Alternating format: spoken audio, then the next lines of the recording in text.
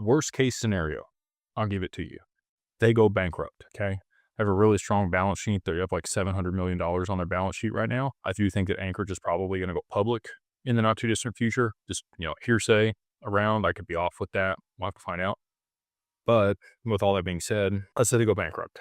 Okay. They are not relief estate like BNY Mellon. They are bankruptcy remote though. So the assets are segregated from their exchange business. Those assets are always yours. They will have to go through the bankruptcy process, but your assets sit there in kind and you will get access to them post bankruptcy. I don't know if there's anybody else besides BNY Mellon, but that sounds like a good thing. Another trust bank steps in immediately, takes over.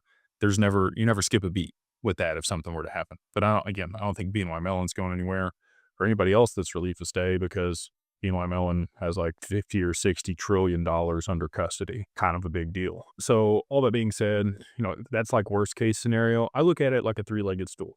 Okay. There's us at DWP, and there's Anchorage. Anchorage provides the infrastructure and the custody solution. We provide advisory on the other side of the multi-sig. And then, you own the assets and you're the other side on the account. Any one of those legs can kind of get kicked out and it's still standing. So, Anchorage goes bankrupt. Cool. We go through the bankruptcy process. Your assets are still there. We're still your advisor. No problems. We go out of business. Something happens to DWP. That's fine. You can, have your RIA or another RIA set up with Anchorage.